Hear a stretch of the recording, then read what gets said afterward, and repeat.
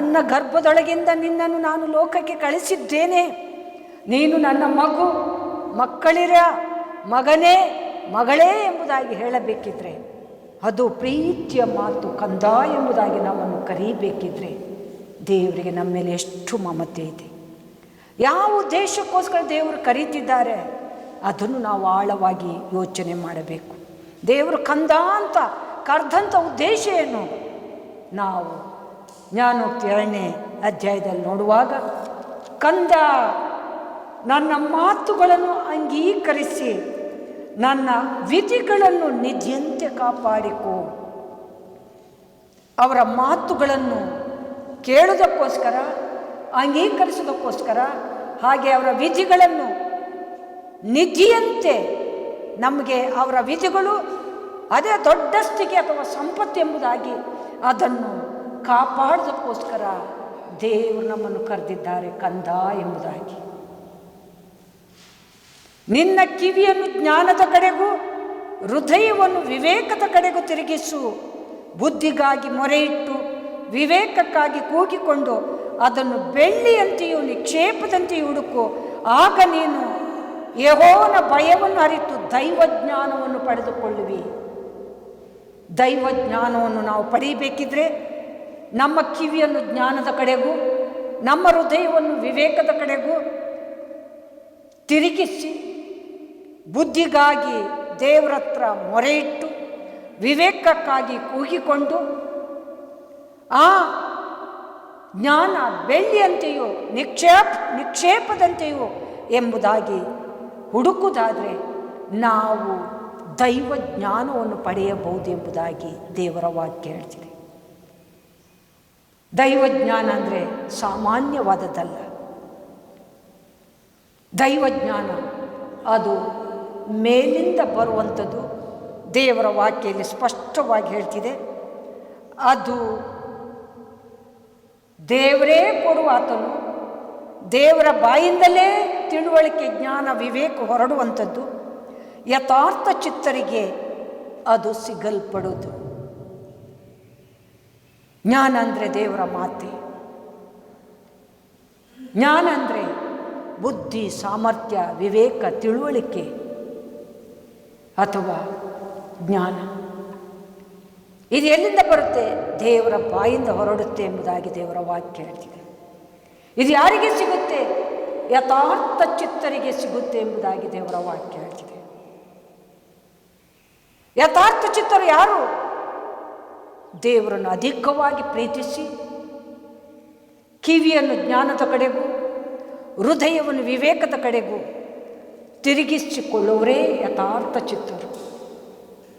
ಬೆಳ್ಳಿಯಂತೆ ನಿಕ್ಷೇಪದಂತೆ ಅದನ್ನು ಹುಡುಕು ಎಂಬುದಾಗಿ ದೇವರು ಹೇಳಿರಬೇಕಿದ್ರೆ, ಜ್ಞಾನನೇ ದೇವರು, ದೇವರೇ ಜ್ಞಾನ, ಜ್ಞಾನನೇ ಬೆಳಕು, ಬೆಳಕೇ ನೀತಿ, ನೀತಿಯೇ ಧರ್ಮ. ಆ ಧರ್ಮ ಅನ್ನುವಾಗ ದೇವರು ಹೇಳಿದಂಥ ಮಾತು ಹೀಗಿರಲು, ನೀನು ನೀತಿ ನ್ಯಾಯಗಳನ್ನು, ಧರ್ಮವನ್ನು ಅಂದರೆ ಸಕಲ ಸನ್ಮಾರ್ಗವನ್ನು ತಿಳಿದುಕೊಳ್ಳುವಿ. ಸಕಲ ಸನ್ಮಾರ್ಗನೇ ಧರ್ಮ. ಮನುಷ್ಯ ಮಾಡಿದಂಥ ಧರ್ಮದಲ್ಲಿ ದೇವರಿರುವವರಲ್ಲ. ದೇವರ ಧರ್ಮನೇ ಸಕಲ ಸನ್ಮಾರ್ಗ. ಪ್ರೀತಿ, ಸತ್ಯತೆ, ನೀತಿ, ನ್ಯಾಯನೇ ದೇವರ ಧರ್ಮ. ಅದನ್ನು ನೀನು ಹುಡುಕೋ, ಆ ವಿಷಯದಲ್ಲಿ ಜ್ಞಾನವನ್ನು ಪಡ್ಕೋ. ಜ್ಞಾನ ಅನ್ನೋದು ಸಾಮಾನ್ಯ ಅಲ್ಲ, ಅದು ದೇವರ ಬಾಯಿಂದ ಹೊರಡುವಂಥದ್ದು, ಅದು ಮೇಲಿಂದ ಬರುವಂಥದ್ದು, ಪರಲೋಕದಿಂದ ಬರುವಂಥದ್ದು. ಅದು ಪರಿಶುದ್ಧವಾದದ್ದು, ಸಂತೋಷಕರವಾದದ್ದು, ವಿನಯವುಳ್ಳದ್ದು, ಸಂತೋಷವಾಗಿ ಒಪ್ಪಿಕೊಳ್ಳುವಂಥದ್ದು, ಕರುಣೆ ಮುಂತಾದ ಒಳ್ಳೆತನದಿಂದ ತುಂಬಲ್ಪಟ್ಟಿರುವುದು. ಅದರಲ್ಲಿ ಕಪಟ ಇಲ್ಲ, ವಂಚನೆ ಇಲ್ಲ. ಅದೇ ಜ್ಞಾನ, ಅದು ಮೇಲಿಂದ ಬರುವಂಥದ್ದು. ಆ ಜ್ಞಾನವನ್ನು ನೀನು ಹುಡುಕು. ಅದು ನಿನ್ನ ಬಳಿಗೆ ಬರುತ್ತಿದೆ. ಅದು ನಿನ್ನನ್ನು ಕಂದ, ನನ್ನ ಗರ್ಭಪುತ್ರನೇ, ನನ್ನ ಗರ್ಭಪುತ್ರಿಯೇ ಎಂಬುದಾಗಿ ಕರೆಯುತ್ತಿದೆ. ಜ್ಞಾನ ಅನ್ನುವಂಥ ವಿವೇಕ ನಿನ್ನನ್ನು ಕರೆಯುತ್ತಿದೆ, ನಿನಗಾಗಿ ದನಗೈಯುತ್ತಿದೆ. ನೀನದನ್ನು ಸ್ವೀಕರಿಸಿದ್ದೇ ಆದರೆ ನೀನು ದೈವಜ್ಞಾನವನ್ನು ಪಡೆಯುವಿ. ದೈವಜ್ಞಾನ ಸಿಗುವಂಥದ್ದು ನಿಜವಾಗಲೂ ಗ್ರಹಿಕೆ ಉಳ್ಳವನಿಗೆ. ದೇವರ ಎಲ್ಲ ವಿಷಯ, ದೇವರ ದೈವಜ್ಞಾನ ಗ್ರಹಿಕೆ ಉಳ್ಳವನಿಗೆ ಅದು ನ್ಯಾಯವಾಗಿ, ತಿಳುವಳಿಕೆ ಉಳ್ಳವನಿಗೆ ಅದು ಯಥಾರ್ಥವಾಗಿ ತೋರುವುದೆಂಬುದಾಗಿ ಜ್ಞಾನೋಕ್ತಿ 8ನೇ ಅಧ್ಯಾಯದಲ್ಲಿ ನಾವು ನೋಡ್ಬೋದು.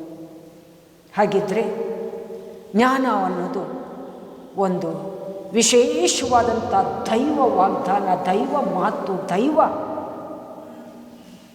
ನೀತಿ ಅಥವಾ ದೈವ ಕಾರ್ಯ. ಅದು ದೇವರಿಂದಲೇ ಹೊರಡುವಂಥದ್ದು. ಅದನ್ನು ಪ್ರೀತಿಸೋರು ಯಥಾರ್ಥರಾಗಿರೋದಾದರೆ ಅದು ಅವರಿಗೆ ಸಿಗುವುದು. ಅವರು ನೀತಿವಂತರಾಗುತ್ತಾರೆ. ನೀತಿವಂತನ ಬಾಯಲ್ಲಿ ಸುಜ್ಞಾನ ಹೊರಡುವುದು. ನೀತಿವಂತರ ನಾಲಿಗೆ ನ್ಯಾಯವನ್ನೇ ಹೇಳುವುದು.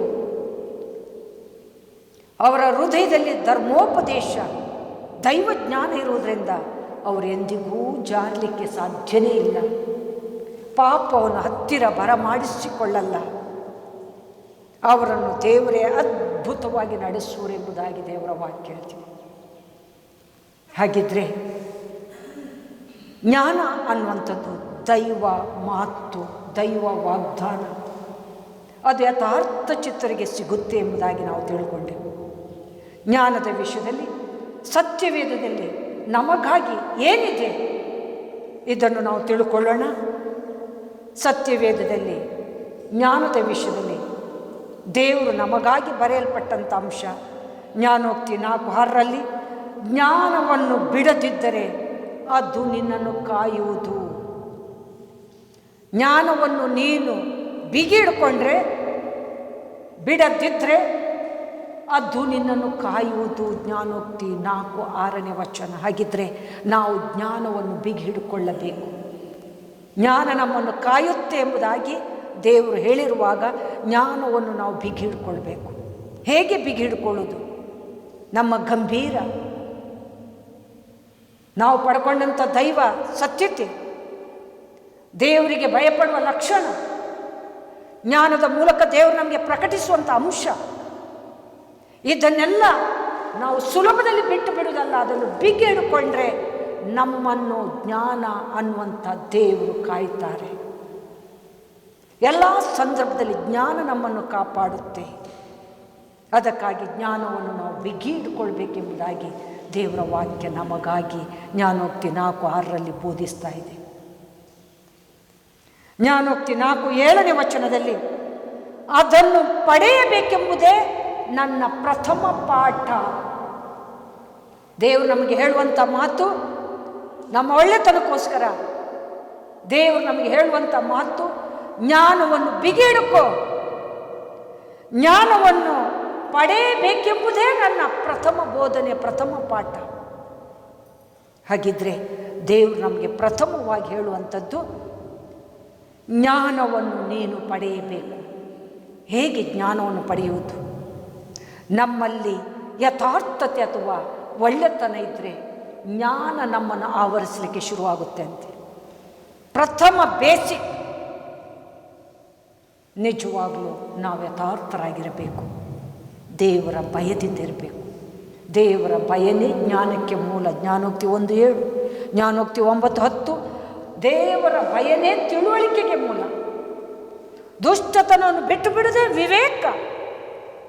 ಈ ವಿವೇಕ, ತಿಳುವಳಿಕೆ, ಜ್ಞಾನ ನಮ್ಮೊಳಗೆ ಸೇರಬೇಕಿದ್ರೆ ನಾವು ದೇವರ ಭಯದಿಂದ ಇರಬೇಕು. ದೇವರ ಭಯ ಅಂದರೆ ಏನು? ದೇವರಿಗೆ ನಡುಗಿಕೊಂಡು ಒಂದು ಕಡೆಯಲ್ಲಿ ಕೂತ್ರೆ ದೇವರ ಭಯ ಅನ್ನಲ್ಲ. ನಾನು ನಿನ್ನೆ ಜಾವದಲ್ಲಿ ಮಕ್ಕಳಿಗೆ ಹೇಳ್ತಾ ಇದ್ದೆ, ದೇವರ ಭಯ ಅಂದರೆ ನಮ್ಮ ಕಣ್ಣಿಗೆ ಕಾಣುವಂಥ ತಂದೆ ತಾಯಿಗಳಿಗೆ, ಗುರುಗಳಿಗೆ, ಹಿರಿಯರಿಗೆ, ವೃದ್ಧರಿಗೆ, ಮೂಕ ಪ್ರಾಣಿಗಳಿಗೆ, ಅಂಗವಿಕಲರಿಗೆ, ಕೈಯಲ್ಲಿ ಆಗದವರಿಗೆ ನಾವು ದಯೆ ತೋರಿಸಿ ಅವರಿಗೆ ಒಳ್ಳೆತನ ಮಾಡಿ ಆ ಮೂಲಕ ದೇವರ ಭಯಕ್ಕೆ ಮೂಲವಾಗಿ ಜ್ಞಾನವನ್ನು ಪಡೆಯಬಹುದು. ನಾವೆಲ್ಲ ಸಂದರ್ಭದಲ್ಲಿ ನಾವು ಏನೂ ಅಲ್ಲ ಎಂಬುದಾಗಿ ನಮ್ಮನ್ನು ತಗ್ಗಿಸಿಕೊಂಡಾಗ ನಮ್ಮ ಮುಂದೆ ಇರುವ ವೃದ್ಧರಿರಬಹುದು, ಅಥವಾ ಮಕ್ಕಳಿರಬಹುದು, ಅಥವಾ ಬಲಹೀನರಿರ್ಬೋದು, ಅಥವಾ ಮೂಕ ಪ್ರಾಣಿಗಳಿರ್ಬೋದು, ಅವರಿಗೆ ನಾವು ಒಳ್ಳೆಯದನ್ನೇ ಬಯಸ್ತೀವಿ. ನಮ್ಮ ಕೈಯಲ್ಲಾದಷ್ಟು ಒಳ್ಳೆಯದನ್ನೇ ಮಾಡ್ತೀವಿ, ಕರುಣೆ ತೋರಿಸ್ತೀವಿ. ಆ ಮೂಲಕ ದೇವರ ಭಯ ಉಳ್ಳವರು ಎಂಬುದಾಗಿ ಗುರುತಿಸ್ಕೊಳ್ತೀವಿ. ದೇವರ ಭಯದಿಂದ ನಮ್ಮನ್ನು ಗುರುತಿಸಿಕೊಂಡ್ರೆ ಜ್ಞಾನ ನಮಗೆ ಉದಯವಾಗುವುದು. ಜ್ಞಾನ ನಮ್ಮ ಸುತ್ತಲೂ ಕೃಪೆಯ ಮೂಲಕ ಸುತ್ತುವುದು. ಅದಕ್ಕೆ ಜ್ಞಾನವನ್ನು ಪಡೆಯಬೇಕೆಂಬುದೇ ದೇವರ ಪ್ರಥಮ ಪಾಠ, ಅಥವಾ ಜ್ಞಾನದ ಪ್ರಥಮ ಪಾಠ. ಜ್ಞಾನನೇ ದೇವರು. ಅದು ಮಾತ್ರವಲ್ಲ, ಜ್ಞಾನೋಕ್ತಿ 5:1 ವಚನದಲ್ಲಿ ಜ್ಞಾನವನ್ನು ಆಲಿಸಬೇಕೆಂಬುದೇ ನನ್ನ ಉಪದೇಶ. ಎಷ್ಟೋ ಮಕ್ಕಳು ಜ್ಞಾನವನ್ನು ಆಲಿಸಲ್ಲ, ಕಿವಿಗೊಟ್ಟು ಕೇಳಲ್ಲ. ಜ್ಞಾನಕ್ಕೆ ಬೋಧನೆ ಮಾಡುವಾಗ, ಟೀಚರ್ಸ್ ಪಾಠ ಮಾಡುವಾಗ ಎಷ್ಟೋ ಮಕ್ಕಳು ಅಥವಾ ಎಷ್ಟೋ ವಿಶ್ವಾಸಿಗಳು ಎಲ್ಲೆಲ್ಲೋ ಇರ್ತಾರೆ. ನಿನ್ನ ಬಳಿಗೆ ಜ್ಞಾನ ಬರುವಾಗ ಅದನ್ನು ಅಕ್ಕ ಸರ್ವೇಶ್ವರ ನನಗೆ ಸಂಪತ್ತು ಎಂಬುದಾಗಿ ಅದನ್ನು ಪ್ರೀತಿಯಿಂದ ಸ್ವೀಕರಿಸಿ ನಿನ್ನ ಕಿವಿಯನ್ನು ಜ್ಞಾನದ ಕಡೆಗೆ ತಿರುಗಿಸುವುದಾದರೆ, ನಿನ್ನ ಹೃದಯವನ್ನು ವಿವೇಕದ ಕಡೆಗೆ ತಿರುಗಿಸುವುದಾದರೆ, ನಿನ್ನ ಬಳಿಗೆ ಜ್ಞಾನ ಓಡೋಡಿ ಬರುವುದು. ಇಲ್ಲವಾದರೆ ನೀನು ಕೇಳಿನೂ ಕೇಳದವರಂಗೆ ಮಂಕಾಗಿ ಹೋಗುತ್ತೀಯ. ಜ್ಞಾನವನ್ನು ಅಕ್ಕಾಯೆಂಬುದಾಗಿ ಪ್ರೀತಿಸು, ಜ್ಞಾನವನ್ನು ಆಪ್ತ ಮಿತ್ರಳೇ ಎಂಬುದಾಗಿ ಪ್ರೀತಿಸು. ಜ್ಞಾನ ದೇವರಿಂದ ಬಂದ ಮಾತು ಎಂಬುದಾಗಿ ಸ್ವೀಕರಿಸಿಕೊ. ಜ್ಞಾನವನ್ನು ನೀನು ಪಡೆಯಬೇಕಿದ್ರೆ ದೇವ ಭಯಭಕ್ತಿಯಿಂದ ಇರು. ಜ್ಞಾನವನ್ನು ನಿನ್ನ ಹತ್ತಿರದಲ್ಲಿ ಇಟ್ಟುಕೊಂಡು ಬಿಟ್ಟು ಬಿಡದೆ ಅದನ್ನು ಆವರಿಸಿಕೊಂಡದ್ದೇ ಆದರೆ ನೀನು ಯಥಾರ್ಥವಂತರಿಗೆ ದೇವರು ಸುಜ್ಞಾನವನ್ನು ಕೂಡಿಸಿಡುವರೆಂಬುದಾಗಿ ದೇವರ ವಾಕ್ಯ ಹೇಳ್ತಿದೆ. ಹಾಗಿದ್ರೆ ಪ್ರಿಯರೇ, ಜ್ಞಾನ ನಿಜವಾಗಲೂ ದೇವರಿಂದ ಬಂದಂಥ ಮಾತಾಗಿದೆ, ದೇವರ ಬಾಯಿಂದ ಹೊರಟಂಥ ಮಾತಾಗಿದೆ. ಅದು ಪರಿಶುದ್ಧವಾಗಿದೆ, ಸಮಾಧಾನಕರವಾಗಿದೆ, ವಿನಯವುಳ್ಳದ್ದಾಗಿದೆ, ಸಂತೋಷದಿಂದ ಒಪ್ಪಿಕೊಳ್ಳುವಂಥದ್ದಾಗಿದೆ. ಹಾಗೇ ಚಂಚಲ ಇಲ್ಲ, ಅದರಲ್ಲಿ ಕಪಟ ಇಲ್ಲ, ಕರುಣೆ ಮುಂತಾದ ಒಳ್ಳೆತನದಿಂದ ತುಂಬಿಕೊಂಡಿರುವುದೇ ಜ್ಞಾನ. ಅದು ಮೇಲಿಂದ ಬಂದ ಜ್ಞಾನ, ಪರಲೋಕದಿಂದ ಇಳಿದು ಬಂದಂಥ ಜ್ಞಾನ, ಪರಿಶುದ್ಧಾತ್ಮನ ಮೂಲಕ ನಮ್ಮನ್ನು ಆವರಿಸುವಂಥ ಪರಿಶುದ್ಧ ಶಕ್ತಿಯೇ ಜ್ಞಾನ. ಸತ್ಯವೇದದಲ್ಲಿ ನಮಗಾಗಿಟ್ಟಿರುವ ಜ್ಞಾನದ ವಿಷಯದಲ್ಲಿ ನಾವು ಸತ್ಯಾಂಶವನ್ನು ನೋಡುವಾಗ ಜ್ಞಾನವನ್ನು ಬಿಟ್ಟು ಬಿಡಬೇಡ್ರಿ, ಅದನ್ನು ಬಿಗ್ಗಿಡಿಕೊಳ್ಳ್ರಿ. ಜ್ಞಾನವನ್ನು ಪಡೆಯಬೇಕೆಂಬುದೇ ನಿಮ್ಮ ವಿಷಯದಲ್ಲಿ ಪ್ರಥಮ ಪಾಠ. ಜ್ಞಾನವನ್ನು ನೀವು ಆಲಿಸಬೇಕೆಂಬುದಾಗಿ ನನ್ನ ಉಪದೇಶ. ಹಾಗೆ ಜ್ಞಾನವೆಂಬಾಕೆ ನಿಮ್ಮನ್ನು ಕರೆಯುತ್ತಿದೆ, ದನಗೈಯುತ್ತಿದೆ. ಜ್ಞಾನೋಕ್ತಿ 8:1 ವಚನ. ಜ್ಞಾನ ಅನ್ನುವಂಥ ದೈವೋಕ್ತಿ ನಿಮ್ಮನ್ನು ಕರೆಯುತ್ತಿದೆ, ನಿಮಗಾಗಿ ದನಗೈಯುತ್ತಿದೆ. ಅದೇ ಜ್ಞಾನೋಕ್ತಿಯಲ್ಲಿ 8ನೇ ವಚನವನ್ನು ನಾವು 8ನೇ ಅಧ್ಯಾಯವನ್ನು ಪೂರ್ಣವಾಗಿ ಓದುವಾಗ ಜ್ಞಾನ ಅನ್ನೋದು ಗ್ರಹಿಕೆ ಉಳ್ಳವನಿಗೆ ನ್ಯಾಯವಾಗಿಯೂ ತಿಳುವಳಿಕೆ ಉಳ್ಳವನಿಗೆ ಯಥಾರ್ಥವಾಗಿಯೂ ತೋರುವುದು. ನಾನು ಸತ್ಯಕ್ಕೋಸ್ಕರನೇ ತುಟಿಯನ್ನು ತೆರೆಯುತ್ತೇನೆ, ನನ್ನ ತುಟಿಯಲ್ಲಿ ಕಪಟ ಇಲ್ಲ, ವಂಚನ ಇಲ್ಲ. ಜ್ಞಾನವನ್ನು ಪ್ರೀತಿಸುವವರಿಗೆ ಜ್ಞಾನವು ಅವರ ಬೊಕ್ಕಸಗಳನ್ನು ತುಂಬಿರಿಸುವುದು. ನಮ್ಮ ಬೊಕ್ಕಸಗಳು ಖಾಲಿ ಆಗದಾಗೆ, ನಮ್ಮ ಬ್ಯಾಂಕ್ ಖಾಲಿ ಆಗದಾಗೆ ನಾವು ಸದಾ ದೇವರ ಕೃಪೆಯಿಂದ ಐಶ್ವರ್ಯ ಭರಿತರಾಗಿರಬೇಕಿದ್ರೆ ದೇವರ ಜ್ಞಾನ ನಮ್ಮಲ್ಲಿರಬೇಕು. ಜ್ಞಾನ ನಮ್ಮಲ್ಲಿರೋದಾದರೆ ಇಷ್ಟೇ ಖರ್ಚು ಮಾಡು, ಹಿಂಗೇ ಹೋಗು, ಹಂಗೇ ಹೋಗು, ಪಾಪವನ ಹತ್ರ ಬರಗೊಡಿಸಬೇಡ, ಎಲ್ಲ ರೀತಿಯಲ್ಲೂ ದೇವರ ಆತ್ಮನೇ ನಮಗೆ ಬೋಧಿಸುತ್ತಾ ನಮ್ಮನ್ನು ಸಕಲ ರೀತಿಯಲ್ಲೂ ಸತ್ಯಕ್ಕೆ ನಡೆಸ್ತಾ ಸಾಗಿಸುತ್ತೆ. ಅದೇ ಜ್ಞಾನ. ಹಾಗಾಗಿ ಜ್ಞಾನೋಕ್ತಿ 8:1 ಕೆಲವು ವಚನ ನೋಡುವಾಗ, ಜ್ಞಾನವೆಂಬಾಕೆ ನಿಮ್ಮನ್ನು ಕರೆಯುತ್ತಿದೆ, ನಿಮಗಾಗಿ ದನಗೈಯುತ್ತಿದೆ. ಜ್ಞಾನೋಕ್ತಿ 8:10 ವಚನ ನೋಡುವಾಗ, ಜ್ಞಾನ ಅನ್ನುವಂಥದ್ದು ಅಪರಂಜಿಗಿಂತಲೂ ಉತ್ತಮ ಎಂಬುದಾಗಿ ಭಾವಿಸಿಕೊಳ್ಳ್ರಿ. ಅಪರಂಜಿ, ಚಿನ್ನ ಬೆಳ್ಳಿ, ಅಪರಂಜಿಗಿಂತಲೂ ಜ್ಞಾನ ಉತ್ತಮ ಅಂತೆ. ಜ್ಞಾನವನ್ನು ನಾವು ಹುಡುಕುತ್ತಾ ಇಲ್ಲ. ಜ್ಞಾನ ನಮ್ಮ ಬಳಿಗೆ ಬರುವಾಗ ನಿದ್ರೆಯ ಮೂಡಲಿರ್ತೀವಿ, ಅಥವಾ ಕಿವಿ ಕೇಳದವರಂಗಿರ್ತೀವಿ, ಅಥವಾ ಯಾರಿಗೋ ಹೇಳ್ತಾರೆ ಎನ್ನುವಂಥ ರೀತಿಯಲ್ಲಿರ್ತೀವಿ. ಜ್ಞಾನವನ್ನು ನಾವು ಹುಡುಕಿದ್ದೇ ಆದರೆ ಅದು ನಿಜವಾಗಲೂ ಅಪರಂಜಿಗಿಂತಲೂ ಉತ್ತಮ ಎಂಬುದಾಗಿ ಅದನ್ನು ಹುಡುಕಿಕೊಂಡೇ ಹೋಗ್ತೀವಿ, ಅದನ್ನು ಬಿಟ್ಟು ಬಿಡುವವರಲ್ಲ. ಜ್ಞಾನ ಅನ್ನೋದೇ ದೇವರು, ಅದನ್ನು ಹುಡುಕ್ತೀವಿ, ಅದು ಅಪರಂಜಿಗಿಂತಲೂ ಉತ್ತಮ ಎಂಬುದಾಗಿ ಭಾವಿಸ್ತೀವಿ. ಅದು ಅವಳಕ್ಕಿಂತಲೂ ಶ್ರೇಷ್ಠ, ನಿನ್ನ ಇಷ್ಟ ವಸ್ತು ಎಲ್ಲ ಅದಕ್ಕೆ ಸಮಾನವಲ್ಲ. ಜ್ಞಾನೋಕ್ತಿ 8:11 ವಚನ. ಅದು ಅವಳಕ್ಕಿಂತಲೂ ಶ್ರೇಷ್ಠ. ಜ್ಞಾನ ಎನ್ನುವಂಥದ್ದು ಅಪರಂಜಿಗಿಂತ ಅವಳಕ್ಕಿಂತ ಶ್ರೇಷ್ಠವಾದದ್ದು, ಉತ್ತಮವಾದದ್ದು. ನೀನು ಇಷ್ಟಪಡುವ ವಸ್ತುಗಳೆಲ್ಲ ಅದಕ್ಕೆ ಸಮವಲ್ಲ. ಜ್ಞಾನೋಕ್ತಿ 8:11 ವಚನದಲ್ಲಿ. 12ನೇ ವಚನದಲ್ಲಿ, ಯುಕ್ತಿಗಳ ತಿಳುವಳಿಕೆ ಜ್ಞಾನಕ್ಕೆ ಗೊತ್ತಿರುತ್ತೆ. ಎಷ್ಟೋ ಜನ ತನ್ನ ಯುಕ್ತಿಯನ್ನು ಅಥವಾ ಕುಯುಕ್ತಿಯನ್ನು ತೋರ್ಪಡಿಸ್ತಾರೆ. ಆ ಯುಕ್ತಿಗಳಿಗೆ, ಕುಯುಕ್ತಿಗಳಿಗೆ ಜ್ಞಾನ ಹೇಳುವಂಥ ಮಾತು, ನಿನ್ನ ಯುಕ್ತಿಯ ವಿಷಯದಲ್ಲಿ ನನಗೆ ತಿಳುವಳಿಕೆ ಇದೆ.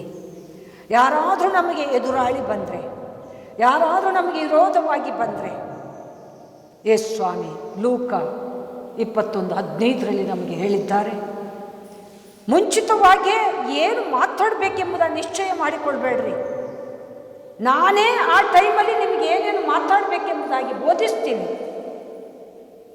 ಆದ್ದರಿಂದ ನಿಮ್ಮ ವಿರೋಧಿಗಳು, ನಿಮಗೆ ಎದುರಾಳಿಗಳು ಒಳಸಂಚಿನಿಂದ, ಯುಕ್ತಿಯಿಂದ ನಿಮ್ಮ ಬಳಿಗೆ ಬರುವಾಗ ನೀವು ನನ್ನನ್ನು ಎದುರು ನೋಡ್ರಿ, ನಾನು ನಿಮಗೇನು ಮಾತಾಡಬೇಕೆಂಬುದಾಗಿ ಬೋಧಿಸ್ತೀನಿ.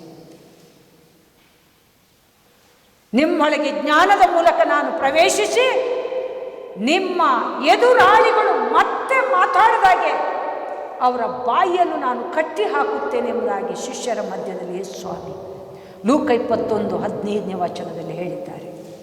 ಹಾಗಿದ್ರೆ ಜ್ಞಾನ ನಿಜವಾಗಲೂ ನಮ್ಮ ಎದುರಾಳಿಗಳ ಬಾಯಿಗಳನ್ನೇ ಕಟ್ಟಿ ಹಾಕುವಂಥದ್ದಾಗಿದೆ. ಅಷ್ಟರ ಮಟ್ಟಿಗೆ ಅದು ಶ್ರೇಷ್ಠವಾದದ್ದು. ಅದು ನಮ್ಮ ಇಷ್ಟ ವಸ್ತುಗಳಿಗೆ ಸಮವಲ್ಲ. ಅಪರಂಜಿಗಿಂತಲೂ, ಹವಳಕ್ಕಿಂತಲೂ, ಚಿನ್ನ ಬೆಳ್ಳಿ ಬಂಗಾರ ಅಥವಾ ನಾವು ಇಷ್ಟಪಡುವ ವಸ್ತುಗಳಿಗಿಂತಲೂ ಉತ್ತಮವಾದದ್ದೆಂಬುದಾಗಿ ಜ್ಞಾನೋಕ್ತಿಯಲ್ಲಿ, ಜ್ಞಾನದ ವಿಷಯದಲ್ಲಿ ನಾವು ಓದುತ್ತೀವಿ.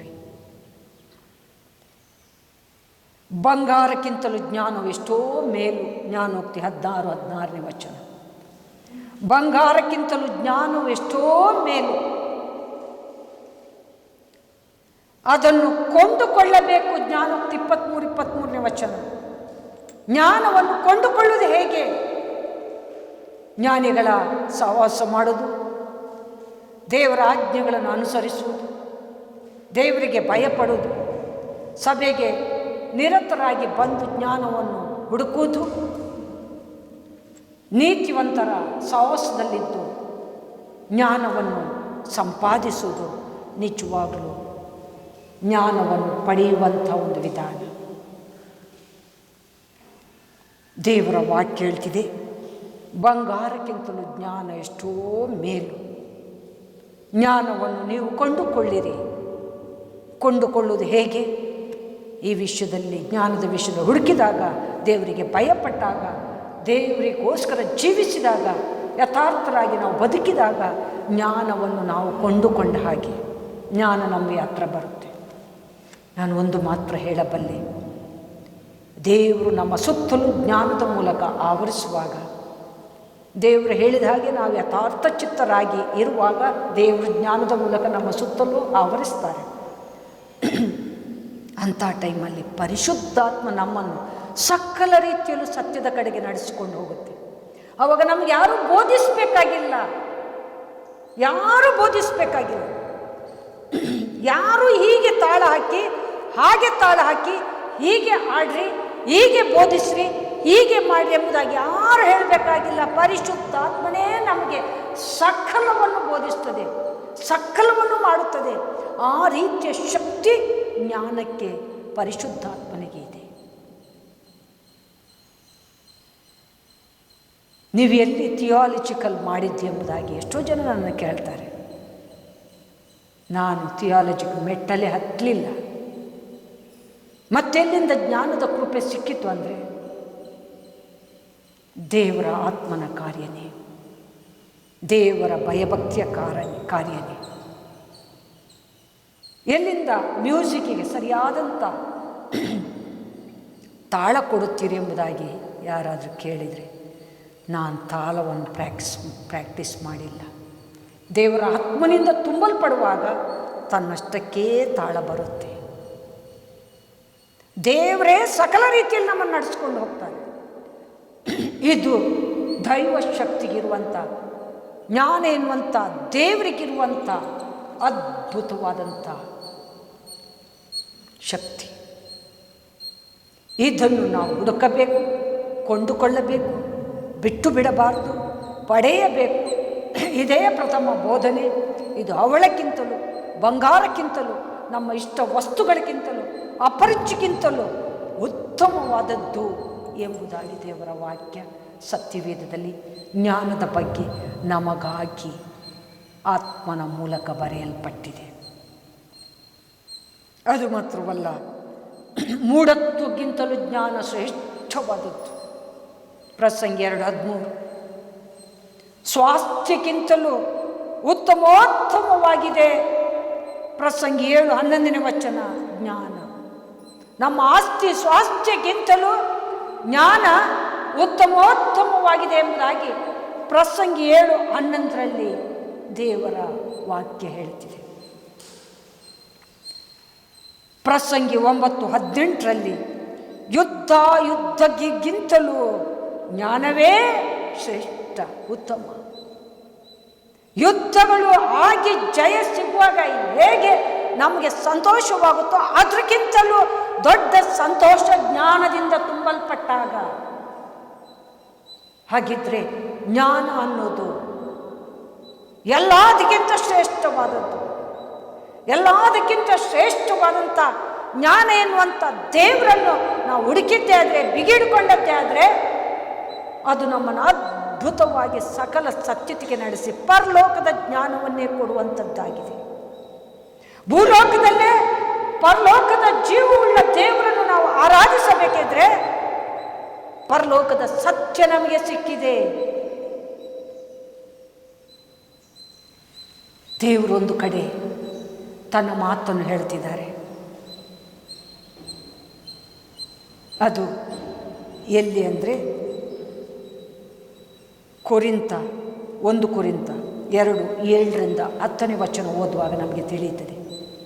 1 ಕೊರಿಂಥ 2:7-10 ಓದುವಾಗ ಅಲ್ಲಿ ಪರಲೋಕದ ಜೀವವುಳ್ಳ ಸತ್ಯ ನಾನು ಆದುಕೊಂಡ ನನ್ನ ಮಕ್ಕಳಿಗೆ ತಿಳಿಯಪಡಿಸಿದ್ದೇನೆ. ಲೋಕದ ಜನರಿಗೆ ಅದು ಮರೆಯಾಗಿದೆ. ಮರೆಯಾದದ್ರಿಂದ ಲೋಕ ಉತ್ಪತ್ತಿ ಆಗುವ ಮೊದಲು ಮರೆಯಾಗಿಟ್ಟಂಥ ಸತ್ಯ ಮರ್ಮ ಕ್ರಿಸ್ತನ ಮೂಲಕ, ದೇವರ ಆತ್ಮನ ಮೂಲಕ ದೇವರು ಮಕ್ಕಳಿಗೆ ಸಿಕ್ಕಿದೆ. ಆದರೆ ಈ ಲೋಕದ ಜನರಿಗೆ ಸಿಕ್ಕಿಲ್ಲ. ಆ ವಿಶ್ವದಲ್ಲಿ ಅವರ ಕಣ್ಣು ಕಾಣಲಿಲ್ಲ, ಕಿವಿ ಕೇಳಲಿಲ್ಲ, ಮನಸ್ಸು ಊಹಿಸಲಿಲ್ಲ. ಆದರೆ ದೇವರಾದುಕೊಂಡ ದೇವ ಮಕ್ಕಳಿಗೆ ದೇವರ ಆತ್ಮನ ಮೂಲಕ ಈ ಪರಲೋಕದ ಸತ್ಯದ ಮರ್ಮ ಪ್ರಕಟವಾಗಿದೆ. ದೇವರ ಆತ್ಮನ ಮೂಲಕ ಪರಲೋಕದ ಮರೆಯಾಗಿರುವಂಥ ಸತ್ಯ ಮರ್ಮ ಭೂಲೋಕದಲ್ಲಿ ಪ್ರಕಟವಾಗಿದೆ. ಸತ್ಯವೇದ ಭೂತ ವರ್ತಮಾನ ಭವಿಷ್ಯತ್ ಕಾಲವನ್ನೆಲ್ಲ ಒಳಗೊಂಡಿರುವಂಥ ಅಂಶನೇ ಸತ್ಯವೇದ.